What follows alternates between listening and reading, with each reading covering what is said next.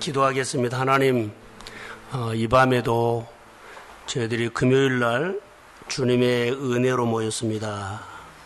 말씀과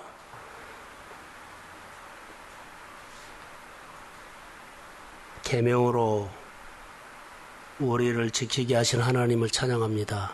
성령께서 역사해 주시고 우리의 영혼이 주님을 향해서 믿음으로 반응할 수 있도록 도와주옵소서. 말씀을 듣는 시간, 또 기도하는 시간 성령이 함께하여 주옵소서. 예수님의 이름으로 기도합니다. 아멘. 이걸 한번 보죠. 자, 시작.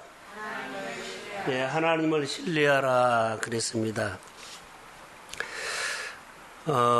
이병철 회장을 우리는 돈병철이라고 했죠.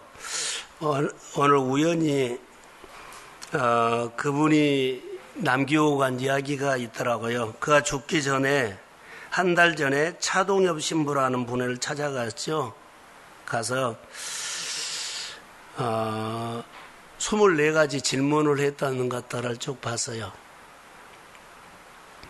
그런데 그분이 질문을 할 때 그가 가지고 있는 소유라든가 또 체험한 이야기라든가 돈에 대한 이야기 또 기업에 관한 이야기, 경영에 대한 이야기는 하지 않고 그가 나는 누구냐를 물어봤어요.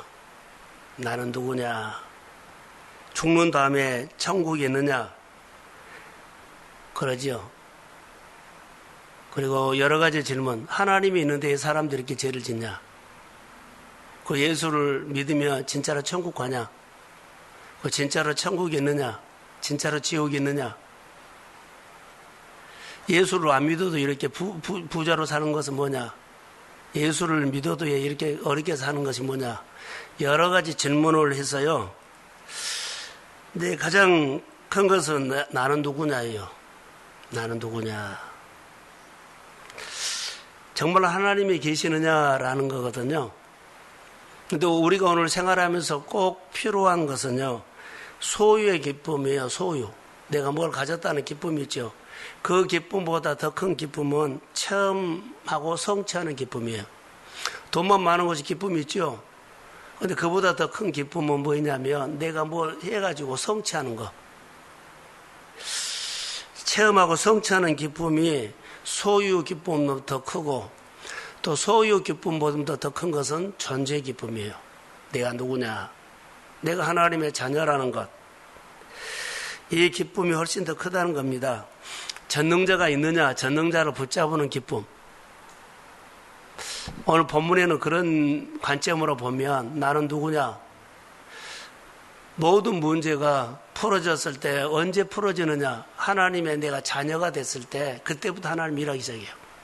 탕자가 집 떠났지요. 탕자처럼 우리는 생활해요. 그런데 탕자가 아버지 집에 돌아와가지고 죽었다가 살아난 내 아들이라고 선언한 다음부터 그에게는 모든 것이 다 허락돼요. 성경은 모든 것들이 이렇게 되어 있어요. 내가 하나님의 자녀라는 분명한 정체성, 직분의 자리의 정체성, 하나님이 부르시는 자리에서 딱 서면 그때부터 하나님 일하기 시작해요. 근데 우리는 이것을 잘 모르죠. 이게 존재예요. 내가 내 자녀냐? 하나님은 나의 아버지냐? 이게 아주 중요하다는 거예요. 믿어야지 천국 가죠. 자녀의 소리는 아버지가 듣지요. 고아는 안 들어요. 그러니까 이런 개념. 그냥 어정쩡하게 예수 믿거나 그러죠. 비슷하게 믿거나 대충 믿거나 안 돼요. 예수를 믿으면 계명과 율례를 제대로 지키십시오. 그러면 그분이 일하기 시작해. 그러니까 이런 부분들에 대해서 그 이병철 그 회장이 24가지 질문 중에 이런 것들이 포함되어 있어요. 나는 누구냐? 나는 하나님의 자녀냐? 내가 성전에서 기도하면 하나님 내 기도 들어주냐? 내가 어떤 문제가 있을 때 주님 앞에 나와서 주님을 부르면 주님은 나를 기억하느냐? 결론 이런 것들입니다. 그래서 예수를 믿으면서 너무 중요하다는 것. 그래서 은혜가 뭐냐라는 거죠. 은혜에 대해서 내가 반응하고 따르는 것이 중요해요. 내 양은 내 음성을 들으며 나는 그를 알며 그는 나를 따르느냐. 그러니까 하나님이 말씀하시면 듣고 따르는 것이 신앙생활이고 영적 생활이에요. 말씀을 듣고 은혜를 받았는데 따르지 않으면 종교인이에요. 주체가 나요. 듣고 따르면 주체가 하나님이에요. 그러니까 신앙생활은 듣고 따르는 것입니다. 사람들 영적인 사람이 아니라고 한 줄 아세요? 은혜는 받는데 생활한 거 보면 자기가 다 해버리기 때문에 영적 사람이 아니에요. 영적인 사람이면 듣고 따르는 것입니다. 근데 듣고 따르지 않고 나가서는 자기가 하고 싶은 것들 다 하죠. 종교의 생활이에요. 근데 아무리 말해도 자기가 이것을 인정하지 않아요.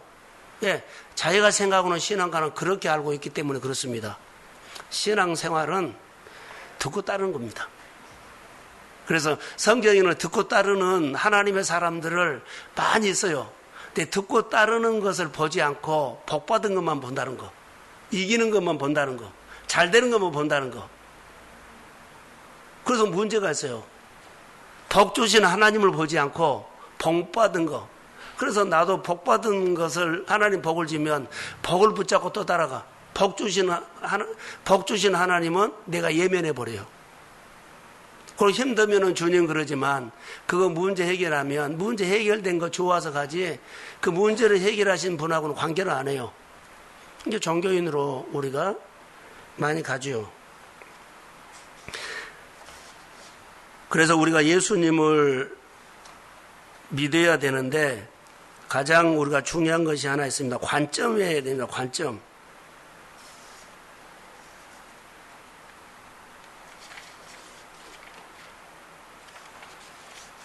제가 하나 써놓은 것을 관점인데 신앙생활은 따라해보세요. 신앙생활은 마음을 바꾼 것이다.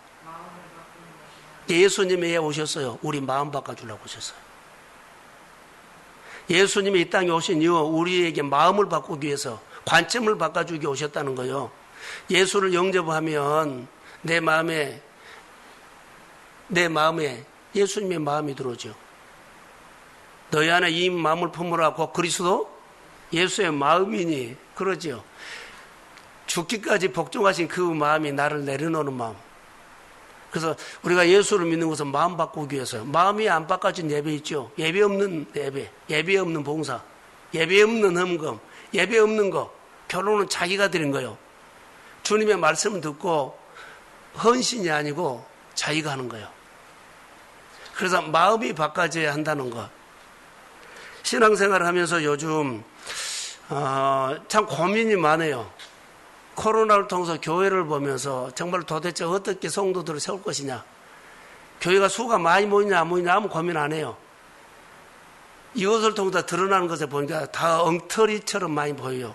조금 믿는 거. 그러면 더 어려운 시대에 교회라든가 우리가 믿음의 사람들이 믿음의 자리를 지키지 않는다는 거.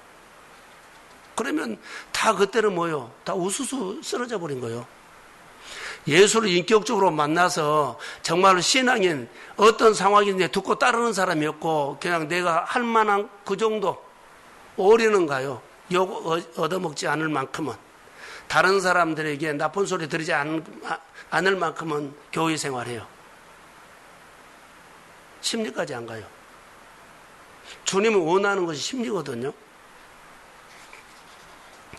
그래서 오늘 우리가 본문을 보기 전에 꼭 한 가지를 본문에서 우리에게 주는 메시지가 하나 있어요.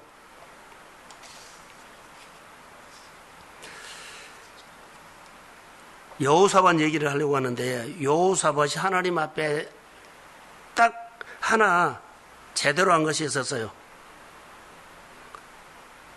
뭐냐면 자기를 하나님 앞에 세웠다는 거예요. 아침과 저녁으로 마음이 바꿔진 것처럼 여호사밧이 그랬어요. 승리할 때도 있었지만 대단한 일도 있었지만 형편없이 무너질 때가 막 왔다 갔다 해. 그래서 저도 오늘 교회에 있으면서 여러 가지 일들이 왔다 갔다 마음이 서길래 그때마다 내가 고백을 했어요. 지금 주님이 나와 함께 있다라는 고백을 늘 했어요. 그러면서 하루를 지내왔어요. 여호사밧이 그랬어요. 그런 고백처럼 보였어요.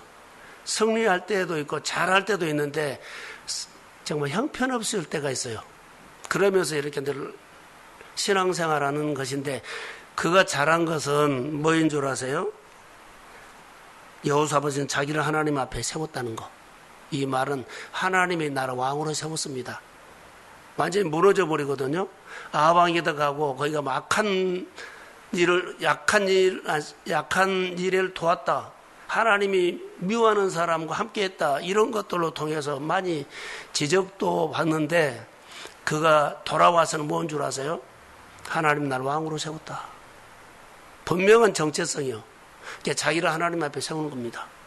세워서 일 처리할 때 보면 뭐요? 철저히 자기가 하나님 앞에 무릎 꿇고 굴복하고 하나님을 찬양합니다. 그리고 하나님이 승리를 주시면 하나님이 승리를 주셨다고 고백하는 것이 여호사밧의 신앙이에요. 오늘 우리가 신앙생활 하면서 가장 중요한 것이 뭘까요? 그러면 이 중에 한 가지만 붙잡아도 오늘 이 밤에 우리가 기도 제목이 가능하다. 자, 예수를 믿으면서 우리가 가장 이 시대에 중요한 것이 있어요. 교회 다닌다 그래도 예수님의 긍휼이 없으면 뭘로 해요? 내 이성과 합리성으로 옳다 옳지 않다 해요. 절대 예수님의 긍휼이 안 나오면 그것은 하나님의 관점으로 볼 거야. 하나님의 은혜다 품을 수가 없어. 그런 관점으로 봐줄 수가 없어요.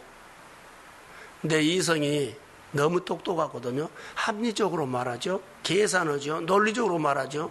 여기 당할 자가 없어요. 하나님도 못 이겨요. 꺾어지야만 하나님이 그를 다스릴 수가 있어. 자, 이성적으로 계산하고 들이대고 잣대대고 하면 교회 생활요 이해하지만은 잘 못해. 하나님이 언제 역사한다고요? 예수님의 긍휼이 있었을 때. 어떤 상황에 있든지 간에 나를 하나님 앞에 세우고 내 마음에 뭐가 나와요? 예수님의 불쌍히 여기는 마음이 있어야 돼. 이것만큼만 있으면 그는 어디를 던져도 하나님이 그를 끝까지 책임져요. 이성으로 가죠. 합리적으로 가죠. 어려움은 어려움으로 그렇게 한파 맞아버려요. 우리가 예수를 말씀을 통해서 잘 알았으면 좋을 것 같아요. 그래서 저는 주일날 본문을 잡을 때도 요즘은 어려운 본문을 잡지 않아요. 늘 들었던 설교 본문을 가지고 우리가 쉽게 적응하고 적용할 수 있고 그리고 실제로 이 사건이 내 사건이 될 수 있도록 이해가 쉬운 본문을 잡아요. 땅 먹는 사건들, 옥합을 깨뜨린 사건들. 이번 주에는 뭐예요? 예수님이 베드로를 부르는 그냥 우리가 잘 아는 이야기인데요. 그 안에는 메시지가 들어있어요. 그래서는 이야기를 가지고 성도들의 생활에 적용할 수 해줘야 되겠다. 성경 뜻이 있었고 역사적이 있었고 다 소용없어요. 예. 이런 얘기도 못 알았는데 그런 얘기는 뭐예요? 역사, 지식만 커. 똑똑하면 하지 내 생활에 하나님을 적용하는 것들이 너무 없어요. 걸음마식으로 다시 배워야 할 정도로 전부 다 누가 있어요? 자기가 들어있더라고. 이게 큰일 난 것이 아니라 시대가 이렇게 됐고 이렇게 우리가 신앙생활을 했구나를 볼 수가 있었어요. 사람 안 모이고 또 뭐요 여러 가지 교회 어려움 그런 것은 보진 않아요. 주님이 교회는 책임지고 더 어려운 과정도 왔는데요. 한 사람이 예수를 인격적으로 만나는 데 나는 요즘 고민한 거예요. 그런 사람들이 앞으로 교회를 그런 사람들이 이 시대를 그런 사람들이 하나님이 쓴다는 거. 무슨 일 전하려고 하면 나는 여기까지만 하겠습니다 하는 사람들이 이미 자기가 하나님을 나에게 모두에게 선언해 볼 때가 있어. 이것은 아니에요. 하나님을 내게 오는데 더 이상 오지 말고 선언해 버리면 안 되잖아요. 이게 믿음이 없든지 믿음이 더 커야 한 숙제가 있다는 거. 주님이 우리가 부르시면 우리는 거기에 대해서 믿음으로 반응하고 그렇죠. 반응하고 늘 크는 거예요. 자, 오늘 이제 본문을 몇 가지만 보려고 합니다. 여호사밧을 오늘 보는데 중요한 것이 있어요. 딱 하나 있죠. 하나님을, 여호사밧은 자기를 하나님 앞에 세웠다. 실수도 있고 잘못한 것도 있고 그랬어요. 그래도 그가 하나님이 나를 왕으로 세웠다. 이것이 다시 딱 그 자리로 돌아와. 그 자리에 돌아오면 하나님 또 그랬어. 근데 이것이 복을 받고 복 주신 하나님에 대해서 잃어버리고 복을 따라가면 와방도 가서 만나고 따라가고 해요. 그리고 한 번 얻어맞으면 다시 하나님이 나를 왕으로 세우는데 여기서부터 출발해요. 그리고 그가 회복이 돼. 산당을 없애고 아사라 목상을 찍어버리고 그러면서 이제 아람 군대가 쳐들어오죠. 그래서 겁을 먹었어요. 그래서 우리는 싸울 힘도 없고 어떻게 할 줄도 모르겠다고. 그래서 그가 잘한 것이 뭔 줄 아세요? 하나님의 돌아와가지고 제사장 내인들 그리고 족장들을 그가 세워요. 리더십을 세운다고요. 그 다음에 그가 성읍들을 세웠냐면 산당에 있는 것을 없애고 예루살렘으로 오게 하고 우상을 섬기다 아세라를 찍어버리고 그들이 하나님 대신에 아세라를 쳐다봤거든요. 이게 없애버린가는 하나님을 쳐다보게 하고 이것을 회복을 해놨어요. 그래서 지금 아람 나라가 쳐들어오니까 그가 4절에 보면 제가 한번 읽어드릴게요. 유다 사람이 여호와께 도우심을 구하려 하여 유다 모든 성읍에서 모여와서 여호와께 간구하더라. 이렇게 나와요. 자, 백성들이 이제는 리더십을 세워놨고 여러 사람들의 성읍을 건강하게 세워놨기 때문에 모여라 그러니까 다 모여? 다 모여. 그리고 오늘 12절에 보시면 13절에 유다 모든 사람들이 그들의 아내와 자녀와 어린아이와 더불어 여호와 앞에 섰더라. 그들이 이제는 여호사밧이 모여라 그러면 모여요. 전에는 안 모였어요. 산당에 있었고 자기 나름대로 하나님이 있기 때문에 이렇게 교육을 해가지고 세웠다는 거예요. 그리고 아람이 쳐들어왔을 때 하나님께서 그들이 모여서 예배하는 가운데 14절에 보면 여호와의 영이 회중 가운데 임하죠. 그리고 야시엘을 통해서 그들에게 말을 합니다. 그래서 17절에 보면 이 전쟁은 너희가 싸울 것이 없나니 대열을 이루고 서서 너희와 함께한 여호와가 구원하는 것을 보라 그러죠. 유다와 예루살렘아 너희는 두려워하지 말며 놀라지 말라. 내일 그들을 맞서 나가라. 여호와가 너희와 함께 하리라. 할렐루야. 지금 이렇게 하는 거 신앙이 세워진 거예요. 넘어졌다가 했지만 그가 분명한 것은요. 하나님이 나를 왕으로 세웠다는 이 정체성. 넘어지고 자빠지고 잘못한 거 있어도 문제가 있었을 때는 자기가 분명하게 하나님이 나를 왕으로 세웠다는 거. 이것 가지고 선 거예요. 그리고 철저히 엎드려버려요. 자, 18절에 제가 읽을게요. 여호사밧이 몸을 굽혀 얼굴을 땅에 대니 온 유다와 예루살렘 주민들도 여호와 앞에 엎드려 여호와께 경배하더라. 하나님 앞에 뭐요? 엎드렸다는 것은요, 하나님의 주권을 세운 거예요. 하나님의 권위를 세운 거예요. 그리고 이 문제는 하나님 앞에 속했다고 철저히 한 겁니다.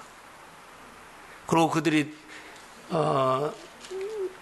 어디로 나가면 두구와 둘로 나가서 말할 때 여호와를 신뢰하라 그러죠. 그리고 그의 선지자를 신뢰하라 그래야면 경고하고 형통하리라 이렇게 하는데 이제 본문에 보면 하나님이 쳐들어가서 싹 죽여버리죠. 하나님이 전쟁을 해요. 이 전쟁은 너희가 싸울 것이 없다. 하나님 싸운다. 정말 하나님이 싸워서 이겨줬어요. 오늘 본문에 보면 그들의 시체가 다 산 사람이 없죠. 25절 여호사밧과 그의 백성이 가서 적군의 물건을 탈취할세 본즉 그 가운데 재물과 의복과 보물들이 많음으로 탈취하였는데 물건이 너무 많아서 능히 가져갈 수 없을 만큼 사흘. 자, 여기서 보면 전쟁이 이겼죠. 그들이 한 것은 뭐예요? 철저히 자기를 내려놓은 거예요. 말씀 듣고 사는 거. 하나님이 나를 왕으로 세웠습니다. 그리고 이스라엘 백성들이 다 모여서 하나님 앞에 왕이 엎드리니까 다 따라서 엎드렸어요. 우리는 어떻게 할 줄도 모르겠습니다. 주만 바라봅니다. 할렐루야. 이것밖에 없는데 얼마나 승리를 준 거예요. 충만히 주죠. 거둘 것을 넘치게 줘요. 이런 것들을 이 본문을 통해서 하나님을 볼 수 있는 눈이 열려야 돼요. 열매 주신 것만 보지 말고 열매를 주신 하나님 어떻게 열매를 줬는가를 바라고, 우리는 열매 주신 분 하나님의 식을 못 보고 그냥 열매만 받고 좋아라 그래요. 오늘 잘 됐네? 그것이 기쁜 것이 아니라 나와 함께 하신 하나님이 훨씬 그것을 놓친다는 거. 성도들이나 신앙생활 하는 사람들이 하나님을 잘 모르는 줄 아세요. 듣고 따르는 삶이 안 된 줄 아세요. 그것 때문에 그런 거예요. 따를 수 있는 힘이 없어. 예. 복 주신 것을 가지고 살기 때문에 그래요.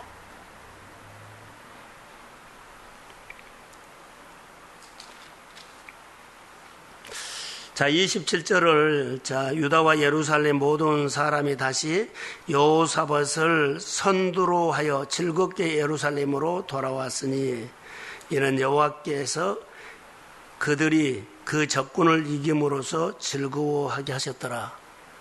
사실 하나님이 이겼는데 누가 이겼다 그래요? 여호와께서 그들이 그 적군을 이겼다고 말해요.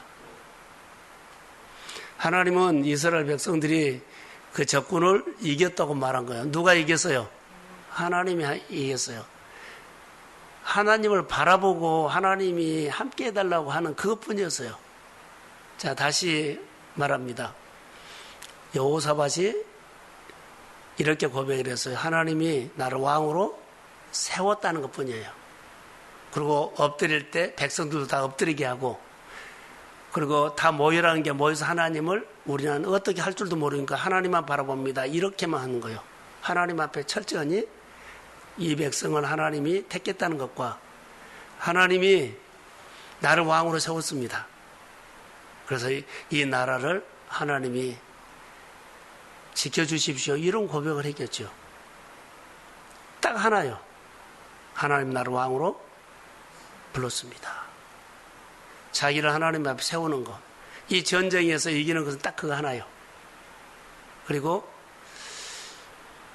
여러 가지 상황을 해석하려고 하지 않고 하나님을 신뢰했다는 것. 전쟁이 이길 수 있다 없다 이거 보지 않아요. 어떤 상황이든 간에 그는 이 상황을 해석하거나 이해하려고 하지 않고 하나님을 절대적으로 신뢰했다는 것. 하나님의 나를 왕으로 세웠습니다. 이것 하나예요. 이게 왕이 전쟁하는 것은 하나님이 이제 전쟁하는 거죠. 자, 결론. 30절. 여호사밧의 나라가 태평하였으니 이는 그의 하나님이 사방에서 그들에게 평강을 주셨다. 따라해 보세요. 하나님이 다스리셨다. 이거요. 내가 하나님 앞에 하나님 날 왕으로 세웠습니다라고 고백했더니 하나님이 여호사밧을 다스리고 여호사밧의 나라를 다스리고 여호사밧이 하는 전쟁을 다스리고, 그리고 여호사밧과 함께하는 그 시대에 여호사밧은 하나님의 여호사밧을 다스린다는 것을 세상에 딱 보여줘요. 이거요. 딱 하나입니다. 자, 기도 제목을 하나 드릴게요. 우리가 요한복음 15장에 보면 오늘 우리가 욕심내는 것처럼 요한복음 15장에는 열매가 많이 나와요. 열매 맺는 것을 보고 내 제자인 줄 알리라 이런 단어도 있고요. 근데 거기는 사실 열매가 포커스가 아니에요. 붙어 있는 것이 포커스예요. 정체성이 포커스다고요. 내가 하나님의 자녀입니다.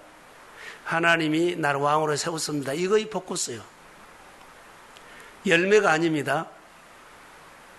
오늘 우리가 생활하는데 할 일이 너무 많죠. 좋은 것을 결과를 기대하고 바라야 되죠. 그러나 하나님하고 우리 관계에서 포커스는 붙어 있는 거예요.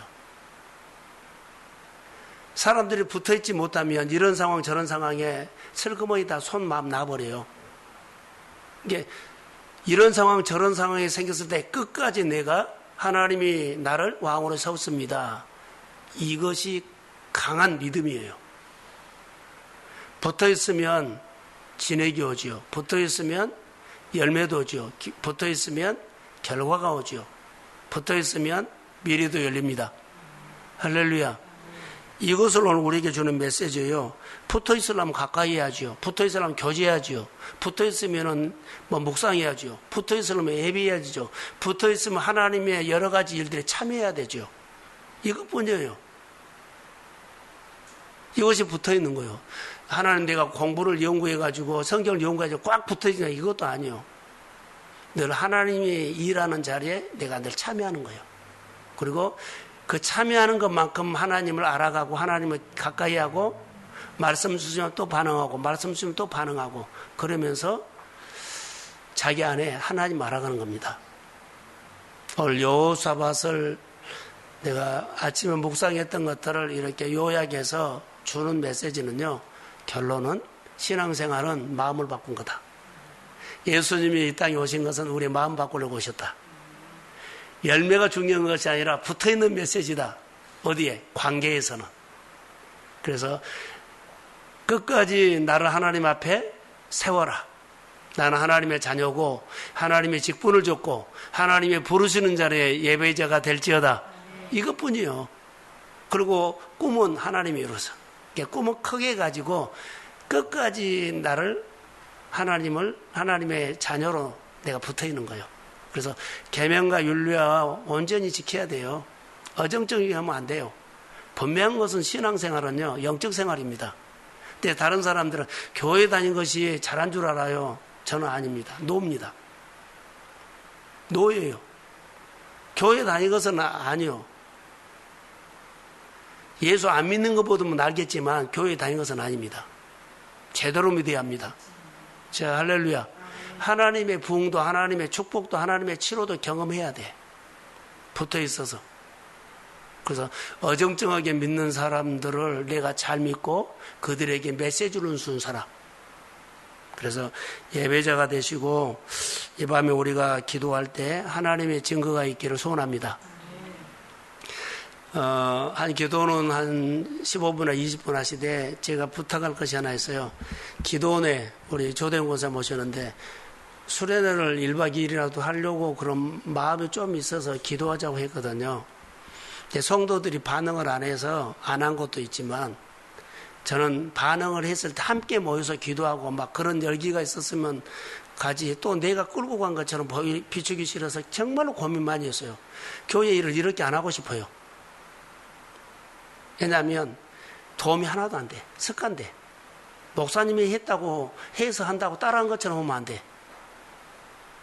교회가 하나님의 말씀을 주서 했다는 책임의식을 가야 되는데 전부 다 뭐예요? 구경하는 식이에요. 그거는 1년, 10년 믿어도 하나님 몰라. 이런 조건도 하나 있었고요. 또 하나는 기도원에서 기도원하고 연락을 계속 했거든요. 연락을 주십시오 해서 제가 줘서 이번 주일날까지 교회가 갈 수 있는지 못 가는지 연락을 드리겠습니다 했어요. 그러면 기다리겠다고 연락했는데 어제 문자가 하나 와서 교회에서 수련회를 기도원에 수련회를 이렇게 수련회 할 수 있도록 해주면 만약에 문제가 생겼을 때 우리 교회가 벌금을 300만 원 내야 된다. 이런 부담감이 있는 메시지가 왔어요. 그래서 그래도 기도원에서는 전화하기를 동성교회가 결정한 대로 그래도 따라 하겠습니다. 그러나 교회에서는 기도원에 이렇게 연락이 왔습니다. 라고 했더라. 그래서 기도를 좀 해 주셔야 할 것 같아요. 왜냐하면 종교교회에서 기도원에 그렇게 말씀을 하셨기 때문에 기도원의 권사님은 좀 부담이 있는 것처럼 보여요. 만약에 무슨 일이 있으면 우리가 책임을 져야 한다. 벌금 내야 된다. 이런 얘기를 하셨다고 해서 좀 기도는 하셔야 할 것 같아요. 결정은 주일날 하는데 제 생각은 제가 기도했던 방향은요. 성도들이 그래도 갑시다 하는 것들이 가야지 내가 끌고 가고 싶지는 않아요. 그래서 그런 생각으로 저는 기도를 하고 있었고 그래서 끌고 가고 싶지는 않습니다.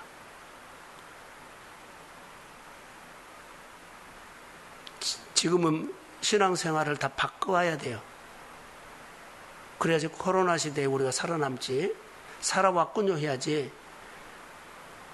지금까지 했던 식으로는 이런 신앙 고백 없습니다.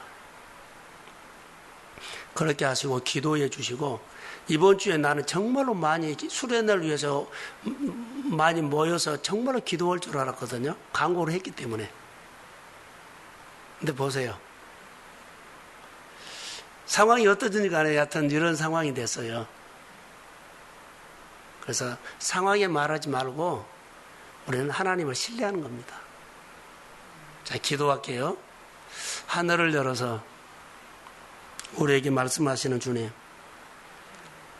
교회가 또 성도들의 가정 안에 또 여러 가지 사역에 또 우리가 사는 곳에 여러 가지 기근이나 점령병이나 상황이 생기면 성전에 와서 기도하면 하늘에서 들으시고 그 땅을 고치고 그 문제를 해석해 주시는 하나님 아버지, 우리 사랑하는 성도들이 이 밤에 하나님 앞에 믿음으로 간구할 때 성령이 마음에 감동과 역사해 주시고 교회를 내일처럼 함부로 말하지 않도록 해 주시고 그리고 하나님을 신뢰하면서 교회 여러 가지 일들을 우리 성도들이 서로 책임지고 함께 붙잡고 하나님 이야기를 할 수 있는 하나님을 아는 예수를 정말로 아는 성도들로 세워주시기를 원하며 내가 하는 것만큼 아는 것만큼 사는 것이 아니라 책임감을 갖고 믿음 생활하면서 교회를 또 하나님의 나라를 내 가정을 내 일터를 내 소득을 하나님이 책임져 준다고 여호사밧처럼 하나님의 나라를 왕으로 세웠다고 아버지 신앙 고백하면서 믿음으로 여러 가지 전쟁과 여러 가지 삶을 이끌어가는 것을 하나님 앞에 맡기고 의지하며 따라가는 신앙 고백을 할 수 있도록 도와주시고 이 밤에 기도하는 가운데 교회 사역 여름 행사를 주님이 결정하고 싶은데 주의 마음을 부어주셔서 지혜롭게 감당하도록 도와주시고 성도들이 이끌어갈 수 있는 사역이 되도록 성도들이 교회에서 움직여서 성령의 음성을 듣고 일을 할 수 있는 교회가 세워지도록 도와주시고 말씀 묵상을 통하여서 하나님을 더 가까이 할 수 있는 훈련하는 교회 삼아 주옵소서. 이 밤에 육신의 질병을 통해서 나오지 못한 하나님의 사람들이 있다면 주님 만져주시어서 우리가 기도할 때 만져주시어서 회복시켜 주시고 예배자를 떠났던 사람들이 우리가 기도할 때 예배가 회복되기를 원하며 예수를 아버지 하나님이여 그냥 적당히 믿는 사람들이 심리까지 갈 수 있는 책임감 있는 믿음이 세워지기를 원하며 다 같이 성령을 사모하면서 은혜 있기를 원합니다. 기도를 도와주옵소서. 축복하며 예수님의 이름으로 기도합니다. 아멘.